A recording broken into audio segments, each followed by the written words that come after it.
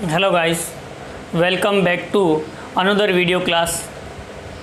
आज अपन बात करेंगे आवर्तबीजी पादप में जनन के अगले पार्ट्स के बारे में।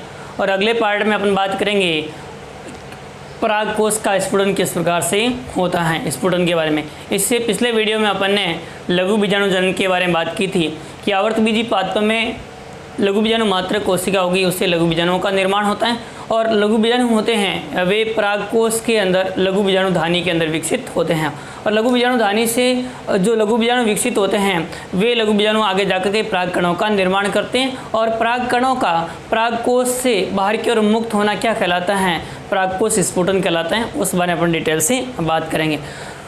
सबसे पहले आप ध्यान दें कि आवर्तबीजी पादपों के अंदर जो परागकोश का स्फुटन होता है वह किस प्रकार से होता है और किसे कहा जाता है। तो उसमें देखेंगे आप कि परागकोश स्फुटन यानी परागकोश भित्ति से परागकणों का बाहर की ओर मुक्त होना परागकोश स्फुटन कहलाता है। तो आप देखेंगे कि जब परागकोश होता है वह परिपक्व हो जाता है तो परिपक्व परागकोश की परागकोश भित्ति से पराग कणों का बाहर की ओर मुक्त होना पराग कणों का बाहर मुक्त होना पराग कणों का बाहर मुक्त होना क्या कहलाता है, परागकोश स्फुटन कहलाता है। परागकोश भित्ति से परागकणों का बाहर की ओर मुक्त होना यानी परागकोश की भित्ति के फटने से परागकण होंगे, उनका बाहर की ओर विमोचन होगा, मुक्त होगा और इसे अपन क्या कहेंगे, परागकोश स्फुटन कहा जाता है। इसमें आप ध्यान देंगे कि जैसे ही परागकोश होता है वो परिपक्व हो जाता है। तो परिपक्व होते समय इसमें आप ध्यान देंगे तो दो जो परागकोश भित्ति की 4 परत होती है उसमें से 2 परतें होती हैं वे विघटित हो जाती हैं। आप देखेंगे कि सबसे बाहर की ओर परत होती है उसे बाह्य त्वचा कहते हैं। और बाह्य त्वचा के नीचे परागकोश भित्ति की जो परत होती है उसे अंतःस्थिशियम या एंडोथीशियम कहा जाता है। अंतःस्थिशियम या एंडोथीशियम होती हैं उसके जस्ट नीचे की परत होती है जिसे अपन मध्य स्तर कहते हैं, 1 से 3 परतों की होती है। और मैंने मध्य स्तर पढ़ाया था, उस समय भी आपको बताया था कि मध्य स्तर की परत होती है पतली भित्ति की कोशिकाओं से बनी होती हैं और इनकी कोशिकाएं होती हैं वे विघटित होकर के बीजाणुजन कोशिकाओं को पोषण प्रदान करने का कार्य करती है। तो ये परिपक्व के दौरान मध्य स्तर की परत है ये क्या हो जाएगी, विघटित हो जाती है। और साथ में आपको ध्यान रखना है इसके भीतर की ओर उपस्थित होती है टेपिटम, ये टेपिटम भी क्या हो जाएगी, तो आपको ध्यान रखना है विघटित हो जाती है। तो टेपिटम एवं मध्य स्तर की परतें होती हैं, ये दोनों परतें परिपक्व परागकोश में विघटित हो जाती हैं। परिपक्व परागकोश में ये दोनों परतें विघटित होने के बाद में इसमें आप ध्यान देंगे तो परागकोश होता है वो प्रत्येक परागकोश 2 पालियों से मिलकर के बना होता है। और दोनों पालियां होती है वो प्रत्येक पाली 2 कोष्ठकों में या प्रकोष्ठ में बंटी होती है और इन प्रकोष्ठों के मध्य पट उपस्थित होता है और ये पट भी परिपक्व परागकोश में विघटित हो जाता है। तो आपको ध्यान रखना है कि प्रत्येक पाली के मध्य उपस्थित पट होता है विघटित हो जाता है, जिसके कारण से एक और उपस्थित दोनों प्रकोष्ठ होते हैं वो आपस में मिल जाते हैं, संयुक्त हो जाते हैं। और दोनों प्रकोष्ठ आपस में संयुक्त हो जाने से परागकण होते हैं वह इस जो है भित्ति के अंदर मुक्त रूप से विस्तृत हो जाते हैं और बिखरे हुए रहते हैं। इसके पश्चात में जैसे ही परागकोश परिपक्व हो गए तो परिपक्व होने के बाद में इसमें जल का ह्रास हो जाता है और जल का ह्रास होने के कारण से जो अंतःस्थिशियम की कोशिकाएं हैं उसमें जल की कमी हो जाएगी। और इस अंतःस्थिशियम की कोशिकाएं जल की कमी होने के कारण से ये संकुचित सिकुड़ जाती हैं और सिकुड़ने के कारण से स्टोमियम या जो ओष्ठ कोशिकाएं उन पर दबाव बढ़ जाता है। इन स्टोमियम की कोशिकाओं पर दबाव है वो बढ़ जाएगा और दबाव की जो बढ़ने के कारण से स्टोमियम की कोशिकाएं हैं उनमें दरार बन जाती है, छिद्र बन जाता है और इस दरार के माध्यम से परागकण होते हैं वह बाहर की ओर स्फुटित हो जाते हैं। तो इस प्रकार से अपन को ध्यान रखना है परागकणों का स्फुटन किस प्रकार से होता है। अब ध्यान देंगे कि आवर्तबीजी पादपों के अंदर परागकोश का स्फुटन होता है वह निम्न 4 प्रकार से हो सकता है। उनके कौन कौन से प्रकार हैं तो उसमें आप ध्यान देंगे सबसे पहला प्रकार आपको ध्यान रखना है वो ध्यान रखना है अनुप्रस्थ स्फुटन। कौन सा ध्यान रखना है, अनुप्रस्थ स्फुटन। तो पहला आपको ध्यान रखना अनुप्रस्थ स्फुटन या जैसे इंग्लिश में कहेंगे अपन ट्रांसवर्स स्फुटन। दूसरा अपन को ध्यान रखना है, वो ध्यान रखना है लॉन्गिट्यूडिनल या अनुदैर्ध्य स्फुटन। तो सेकंड अपन को ध्यान रखना है अनुदैर्ध्य स्फुटन, या जिसे अपन लॉन्गिट्यूडिनल स्फुटन कहेंगे। तो इस प्रकार से आपको ध्यान रखना है लॉन्गिट्यूडिनल स्फुटन। तो सेकंड टाइप्स अपन को ध्यान रखना है लॉन्गिट्यूडिनल स्फुटन। थर्ड टाइप्स अपन को ध्यान रखना है, वो ध्यान रखना है कपाटीय स्फुटन। कपाटीय स्फुटन, और कपाटीय स्फुटन को अपन कहेंगे वॉल्वेड। तो इस प्रकार से वॉल्वेड स्फुटन। और चौथा प्रकार अपन को ध्यान रखना है सरंध्री, या जिसे अपन सरंध्री या इसे अपन छिद्र में स्फुटन कहा जाता है। सरंध्री या छिद्र में स्फुटन कहा जाता है। तो ये 4 प्रकार का स्फुटन है वह देखा जाता है। इसमें फर्स्ट टाइप्स का अपन को ध्यान रखना है, वो कौन सा ध्यान रखना है अनुप्रस्थ स्फुटन। इस प्रकार के स्फुटन में आप देखेंगे कि ये जिस प्रकार से ये पराग कोश है, उस पराग कोश में आपको ये ध्यान रखना है कि इसके अंदर स्फुटन होगा, उसमें स्फुटन रेखा का जो निर्माण होता है वह इस प्रकार से होता है, यानी पराग कोश के अनुप्रस्थ रूप से इस प्रकार से स्फुटन रेखा का निर्माण होगा।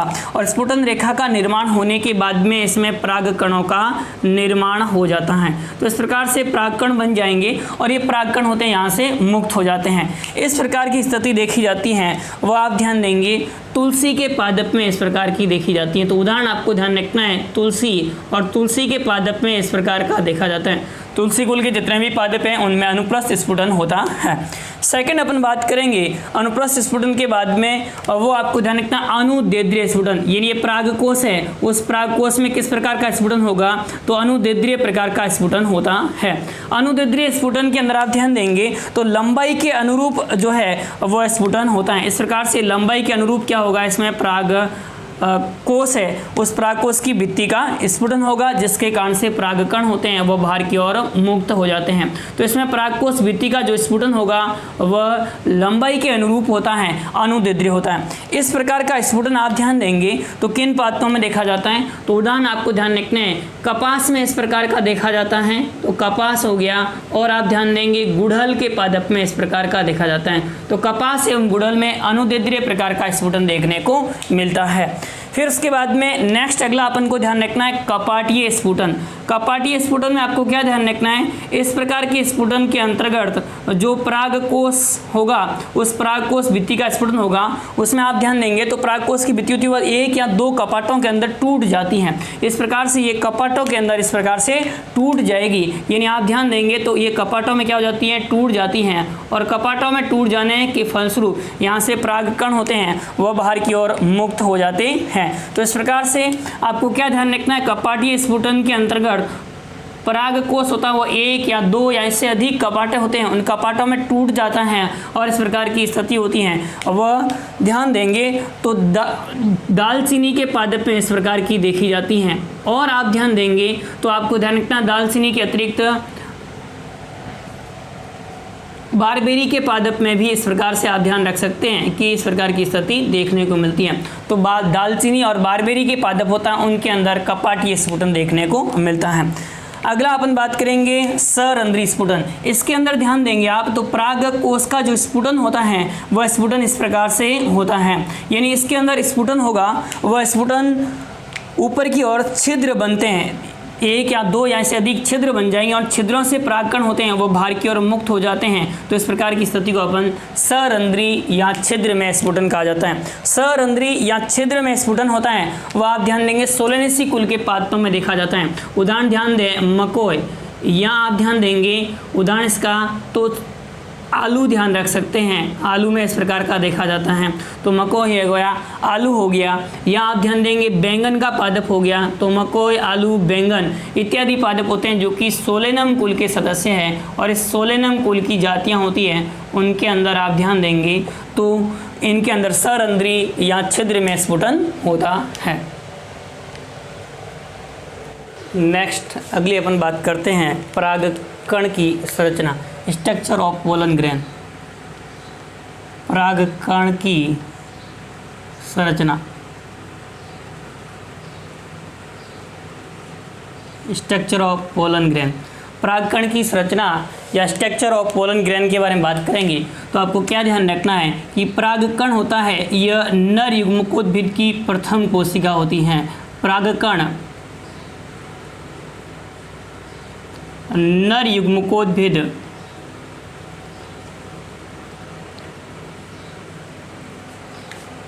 अवस्था की नर युग्मकोद्भिद की प्रथम कोशिका अवस्था है।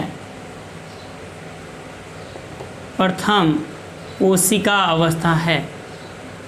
तो इस प्रकार से आप ध्यान देंगे तो ये परागकोश से अर्धसूत्री विभाजन परागकोश में हुआ और परागकोश से परागकण मुक्त होने के बाद में यही अर्धसूत्री विभाजन से बनते हैं, अर्थात कौन सी अवस्था को निरूपित करते हैं, युग्मकोद्भिद अवस्था को। तो प्रथम कोशिका है युग्मकोद्भिद की, वो कौन होती है, परागकण होती हैं। तो ये इस प्रकार से अपन को ध्यान रखना है। तो परागकण होगा वह नर युग्मकोद्भिद की प्रथम कोशिका अवस्था होती है। और आप ध्यान देंगे तो प्रत्येक जो परागकोश होता है उस प्रत्येक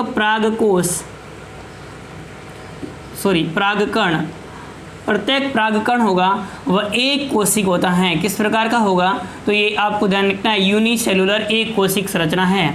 और आप ध्यान देंगे इसके अंदर एक केंद्रक होता है, यानी केंद्रकों की संख्या कितनी होगी, एक केंद्रकी होता है। और इसके अंदर केंद्रक उपस्थित होता है, वह केंद्रक आपको ध्यान रखना अगुणित होता है। तो इस प्रकार से आप ध्यान देंगे कि प्रत्येक परागकण होता है वह एक कोशिक एक केंद्र की अगुणित संरचना है। किस प्रकार की संरचना है तो एक केंद्रकीय और एक कोशिक अगुणित संरचना है, ये अपन को ध्यान रखना है। इसकी संरचना ध्यान दें तो इस प्रकार से होती है। परागकण की अपन संरचना देखें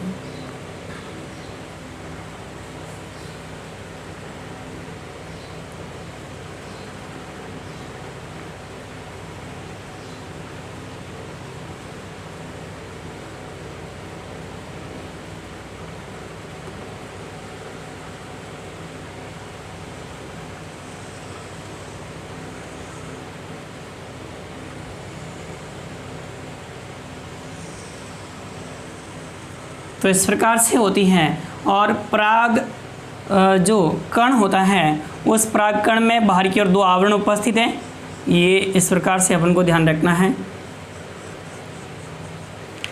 इसमें एक केंद्र की संरचना है, केंद्रकों की संख्या कितनी होती है, एक होती है। केंद्रकों के अतिरिक्त इसमें एक रिक्तिका उपस्थित होती हैं और रिक्तिका के अतिरिक्त इसमें सघन जीवद्रव्य उपस्थित होता है। तो इसके अंदर सघन जीवद्रव्य होता है, ये अपन को ध्यान रखना है। यानी ये संरचना है, ये कौन सी संरचना दिखाई दे रही है, रिक्तिका। और रिक्तिका के साथ में इसके अंदर क्या उपस्थित होता है, सघन जीवद्रव्य उपस्थित होता है, सघन जीवद्रव्य उपस्थित होता है। और इसमें केंद्रक उपस्थित होता है, ये आपको दिख रहा है, ये इस प्रकार से आपको ध्यान रखना है, केंद्रक है। और इसके अंदर केंद्रक होता है वो किस प्रकार का होता है तो आपको ध्यान रखना अगुणित होता है, यानी हैप्लॉइड प्रकार का होता है। और सूर्यवान से बनेंगे तो इस प्रकार से स्वाभाविक है, ये किस प्रकार का होगा, अगुणित केंद्रक होता है। अब उसके बाद में ध्यान दें तो इसके जो केंद्रक एवं जो सघन जीवद्रव्य होता है वह केंद्रक एवं सघन जीवद्रव्य दो आवरणों से घिरा हुआ रहता है, यानी दो आवरण इसके बाहर की ओर उपस्थित होते हैं। सबसे बाहर की ओर जो आवरण दिखाई देता है उसे अपन कहते हैं बाह्य चोल।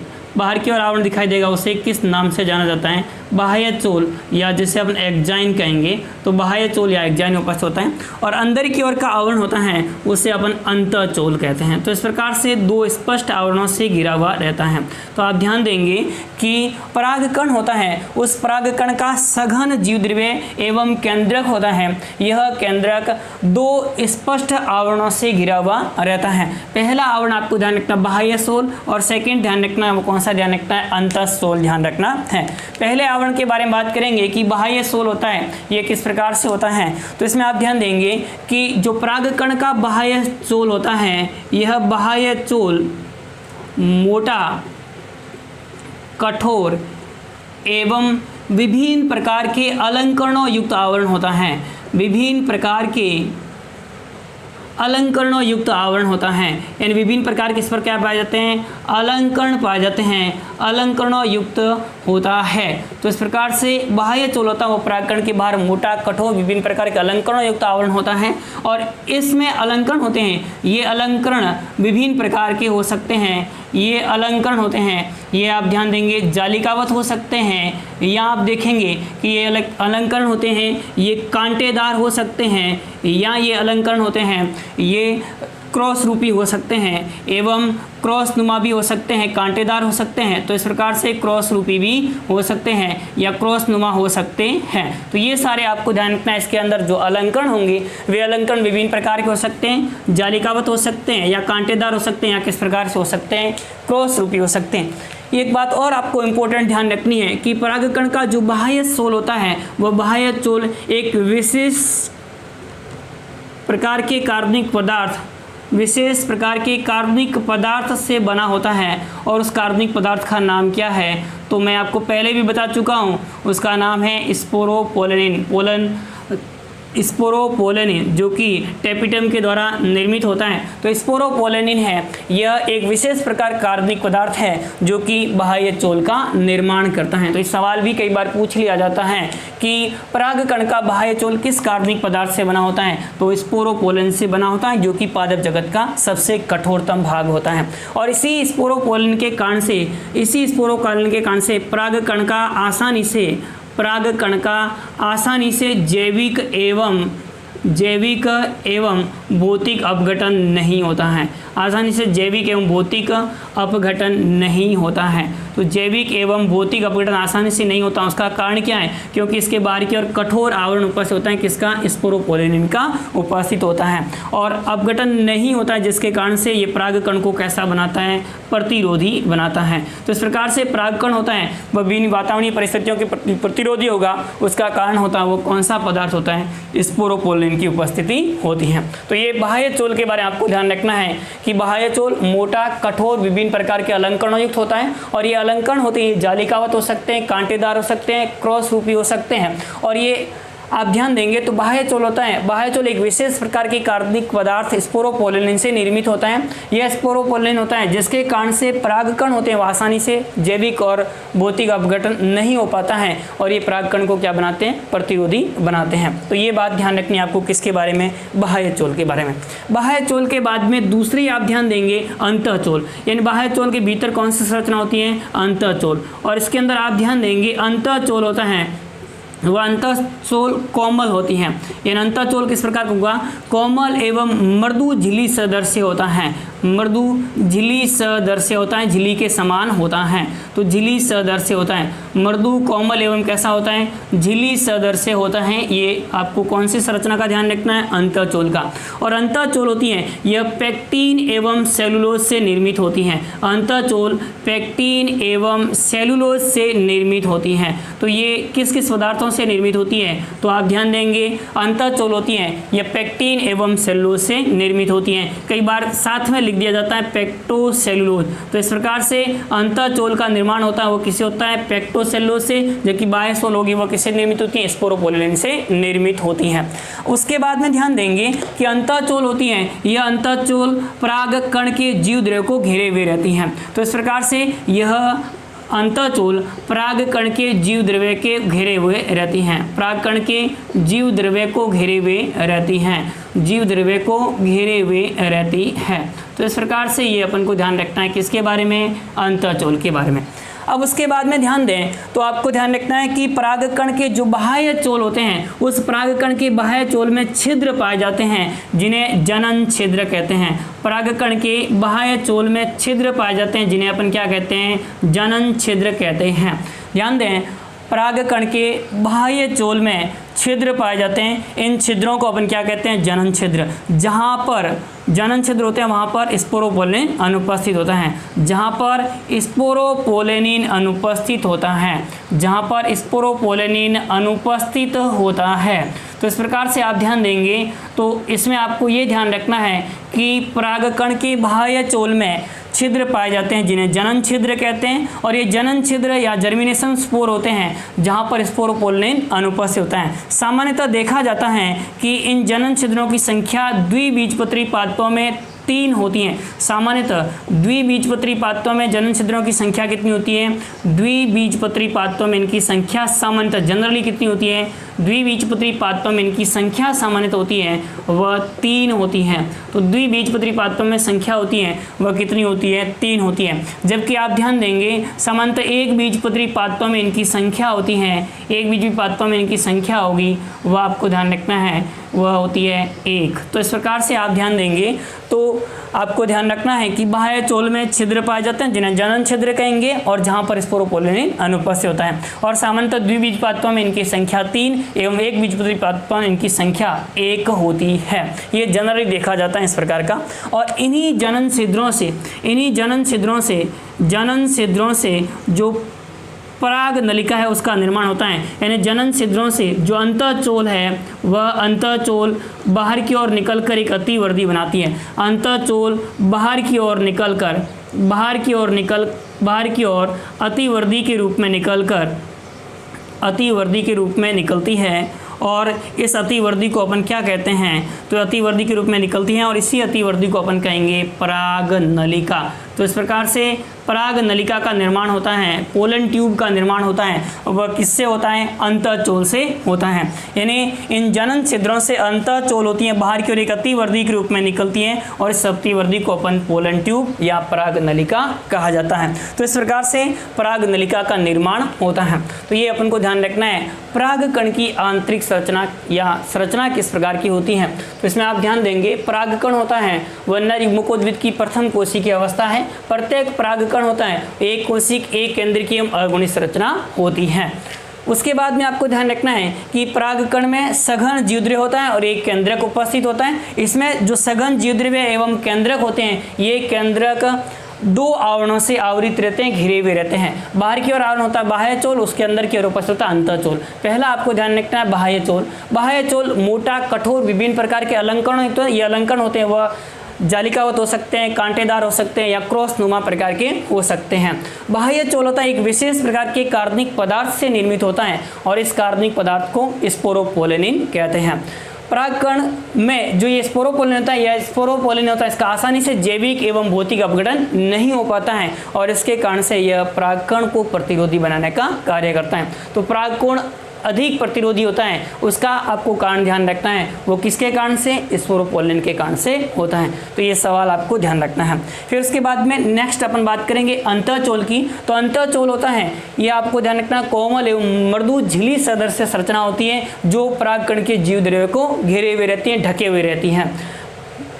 अंतःचोल पेक्टिन एवं सेलुलोज से निर्मित होता है, यानी पेक्टोसेलुलोज से निर्मित होता है।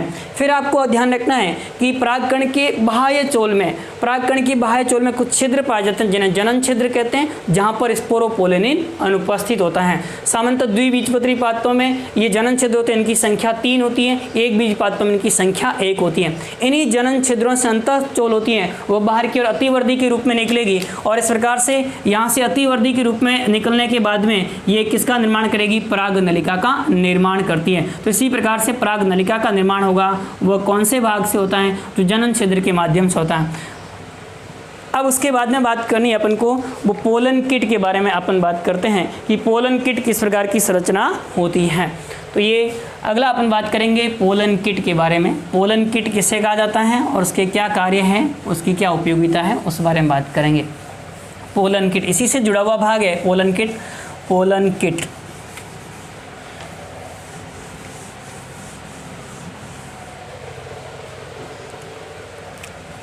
तो अगला अपन देखेंगे पोलन किट के बारे में। पोलन किट होता क्या है, इसका कार्य क्या है, इस बारे में बात करेंगे।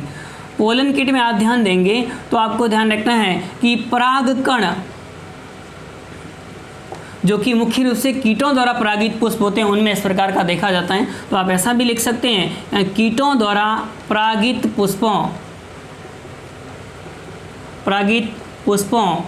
के परागकणों की सतह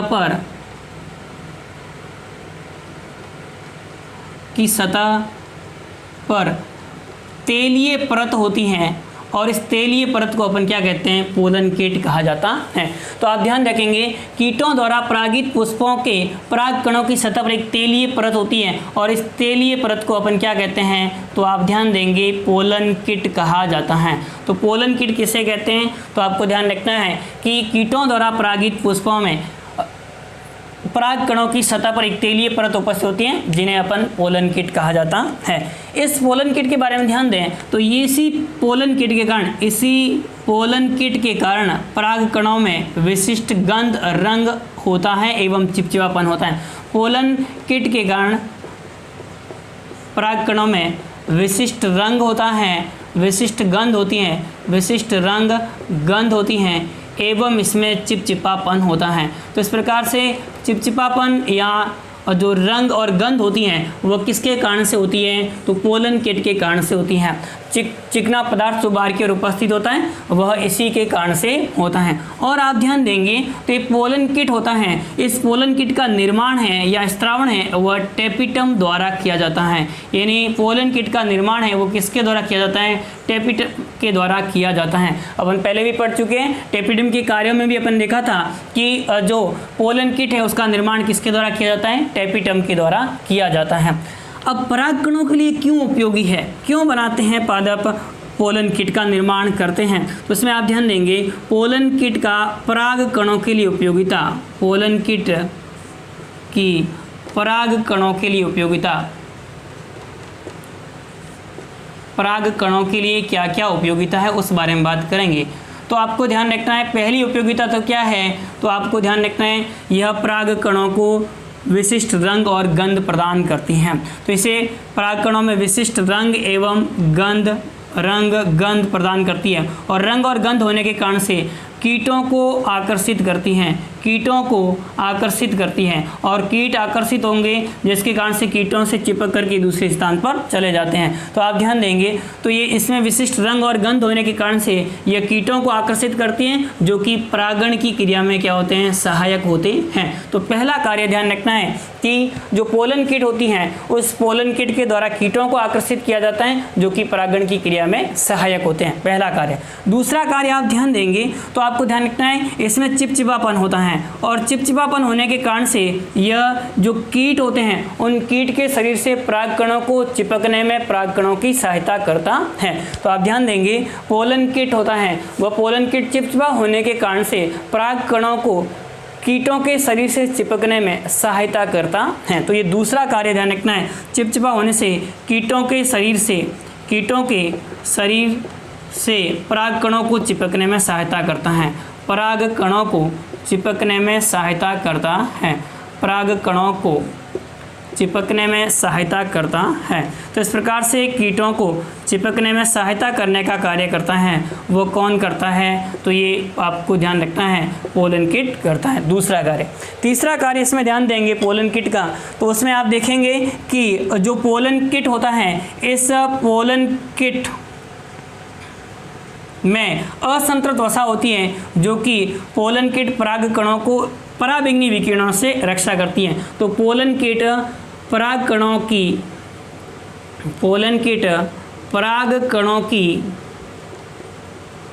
कणों की यूवी रेडिएशन यानी पराबैंगनी विकिरणों से सुरक्षा करती हैं, रक्षा करती है, ये अपन को ध्यान रखना है। तो इस प्रकार से जो परागकण होंगे उनकी पराबैंगनी विकिरणों से सुरक्षा करने का कार्य किसके द्वारा किया जाता है, पोलन कीट के माध्यम से किया जाता है। और आप ध्यान देंगे तो आपको ध्यान रखना है पोलन कीट होती हैं उसके अंदर असंतृप्त वसा और विभिन्न प्रकार के प्रोटीन उपस्थित होते हैं।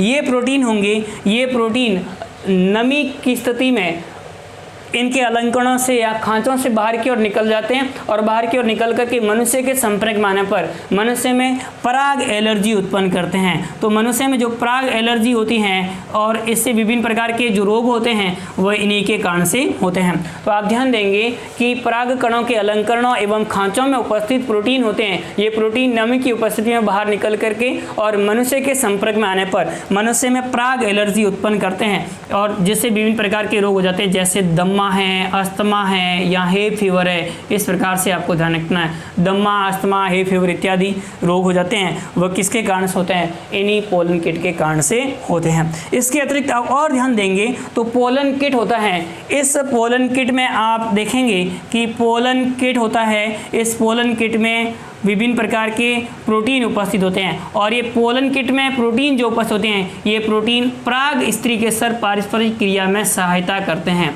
पराग स्त्रीकेसर पारस्परिक क्रिया में सहायता करते हैं। तो इस प्रकार से पराग स्त्रीकेसर पारस्परिक क्रिया, पोलन पिस्टल इंटरेक्शंस, जिसके सहायता से जो पराग कण होते हैं वह उन पराग कणों की वर्तिकाग्र के द्वारा पहचान की जाती है, उस प्रक्रिया को अपन कहते हैं पराग स्त्रीकेसर पारस्परिक क्रिया। और पराग स्त्रीकेसर पारस्परिक क्रिया में कौन सहायक होते हैं? पोलन किट में उपस्थित प्रोटीन होते हैं, ये सहायता करते हैं। तो इस प्रकार से ये अपन को ध्यान रखना है किसके बारे में? पोलन किट के बारे में, यानी कीटों द्वारा परागित पुष्पों के परागकणों की सतह पर एक तेलीय परत होती है जिसे अपन पोलन किट कहते हैं और इसी पोलन किट के कारण से परागकणों में विशिष्ट रंग, गंध एवं चिपचिपापन होता है। इनका निर्माण होता है वो किनके द्वारा किया जाता है? टेपिडियम के द्वारा किया जाता है। फिर पोलन किट की उपयोगिता क्या है परागकणों के लिए? तो पहले आपको ध्यान रखें कीटों को आकर्षित कर परागण की क्रिया में सहायक होते हैं। दूसरा आप ध्यान देंगे तो ये चिपचिपे होने के कारण से कीटों के शरीर से परागकणों को चिपकने में सहायता करते हैं। तीसरा कार्य आप ध्यान देंगे तो पोलन किट होता है वो परागकणों को यूवी रेडिएशन से सुरक्षा करती है और आप ध्यान देंगे पराग एलर्जी उत्पन्न करते हैं, इससे दमा, अस्थमा, हे फीवर इत्यादि रोग भी हो सकते हैं। और पोलन किट होता है इसमें विभिन्न प्रकार के प्रोटीन जो कि पराग स्त्रीकेसर पारस्परिक क्रिया में सहायक होते हैं। तो ये बात अपन को ध्यान रखनी है किसके बारे में? पोलन किट के बारे में, पोलन किट की क्या क्या उपयोगिताएं होती हैं।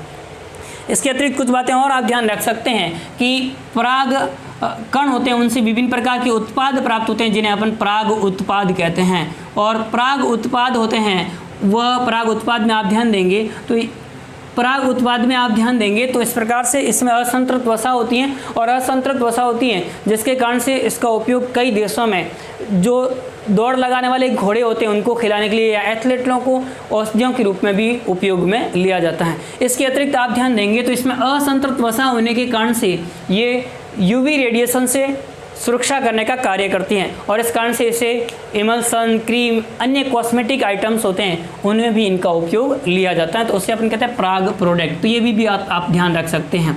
इसके अतिरिक्त एक बात और ध्यान रख सकते हैं, क्रायो प्रिजर्वेशन किसे कहा जाता है? या क्रायो प्रिजर्वेशन, और क्रायो प्रिजर्वेशन या क्रायो संरक्षण भी कह सकते हैं, क्रायो संरक्षण। तो क्रायो संरक्षण या क्रायो प्रिजर्वेशन में आप ध्यान देंगे तो आपको ध्यान रखना है परागकण होते हैं उनका एक निश्चित जीवन काल होता है, लाइफ टाइम होता है, यानी उस समय तक वो जीवित रहता है, उसके बाद में परागकण की जो एक्टिविटीज़ है, जीवन क्षमता है, वो समाप्त हो जाती है। तो इस प्रकार से इन परागकणों की जीवन क्षमता को लंबे समय तक बनाए रखने के लिए इनको -196 डिग्री सेंटीग्रेड टेम्परेचर पर द्रवित नाइट्रोजन में रखा जाता है और द्रवित नाइट्रोजन में रखने की जो प्रक्रिया होती है उसे अपन क्रायो प्रिजर्वेशन या क्रायो संरक्षण कहा जाता है। तो इसमें आप देखेंगे कि परागकणों को द्रवित नाइट्रोजन में -196 डिग्री सेंटीग्रेड टेम्परेचर रखने की जो प्रक्रिया होती है उसे क्रायो प्रिजर्वेशन या क्रायो संरक्षण कहते हैं और इस प्रकार के परागकण होंगे उसे पराग बैंक कहा जाता है। इस प्रकार के परागकणों को अपन क्या कहेंगे? पराग बैंक कहा जाता है। तो ये अपन को ध्यान रखना है किसके बारे में? परागकण की संरचना एवं उनके विभिन्न प्रकार के प्रोडक्ट्स और उपयोगिता के बारे में।